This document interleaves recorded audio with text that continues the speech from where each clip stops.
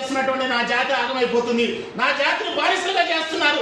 ఒకప్పుడు రాజులకు ఉన్నటువంటి నా జాతి వెనకబడిపోతుంది. కాబట్టి యాదవ జేఏసీని ఏర్పాటు చేసేసి యాదవ జేఏసీని ఏర్పాటు చేసేసి స్టేట్ కమిటీ సభ్యులే కానీ జిల్లా కమిటీ సభ్యులే కానీ మనం ఎలక్ట్ గా పనిచేయాల్సినటువంటి అవసరం లేనట్లయితే మన యాదవ జాతి ఎంతగానో వెనకబడటానికి అవకాశం ఉంది. కాబట్టి ప్రతి సభ్యులందరూ కూడా యాదవ జేఏసీలో ఉన్నటువంటి సభ్యులందరూ కూడా ఎలక్ట్ గా పనిచేయాలి.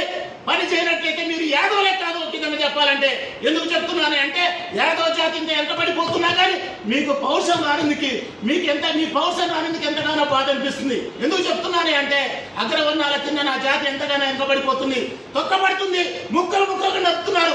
దాదాపు ఈ మధ్యన ఒక అతను 18 ముక్కలు నప్పి బోడుకులు ముక్కలు నప్పినా కానీ ఆ అమ్మాయి గురించి ఇంతవరకు ఆలోచన లేదు.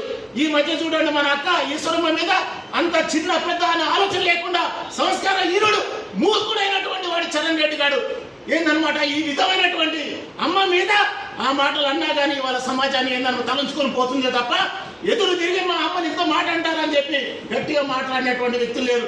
ఏదైనా మాట్లాడితే మనోళ్ళ మీద కేసులు బదనాం చేస్తున్నారు. అంటే అర్థం ఏంటి? అగ్రవర్ణాల పార్టీగా ఉండి వాళ్ళ కింద కొత్తగా పనిచేయడం వల్ల మనకు అన్యాయం జరుగుతుంది. మనవాడే మనకెళ్ళి మాట్లాడినటువంటి సిచ్యువేషన్ ఎదురైందంటే మనం అంతా ఆలోచన చేయాల్సినటువంటి అవసరం ఉంది.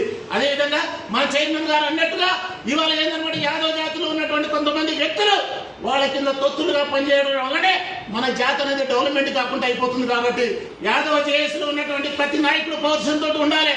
యాదవ జాతి మీద ఎక్కడ జరిగినా కానీ ఎక్కడ ఏ సమస్యలు జరిగినా కానీ ఎలక్ట్గా మనం అందరం కూడా ముందుకు పోవాల్సిన అవసరం ఉందని చెప్పేసి సభాముఖంగా తెలియజేస్తూ ఇప్పటి నుంచైనా సరే జరిగిన కాలం గురించి ఆలోచించకుండా ఇప్పటి నుంచైనా సరే మనం అందరం కూడా ఐక్యతగా ముందుకెళ్ళాలి.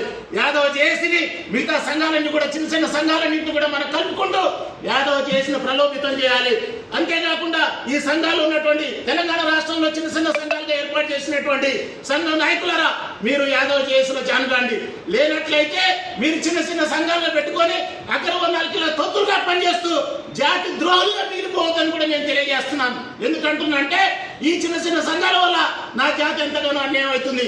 ఎదురువాడికి మనం ఏంటంటే ఆలోచిస్తున్నాం, ఎదురువాడికి అవకాశం ఇస్తున్నాం, పార్టీలో పనిచేస్తూ ఆ పార్టీ ఏంటన్నమాట నన్ను డిస్మిస్ చేస్తున్న ఒక ఆలోచనతోటి మీరు కులాన్ని కూడా సొంత వాడిని కూడా పక్కవాడు మాటలు అంటున్నా కానీ పట్టించుకోకుండా మీరు ఈ విధంగా పార్టీ యొక్క ఆలోచన మీద మీరు ఉంటే మాత్రం మీరు జాతి ద్రోహులుగా మిగిలిపోతారని కూడా ప్రతినిధులకు తెలియజేస్తున్నాను. ఏది ఏమైనా యాదవ జేఏసీ నాయకులారా మనం అందరం కూడా కలిసికట్టుగా ఉండాలి. యాదవ జాతి యాదవ బిడ్డలు ఎంతగానో బాధపడుతున్నారు.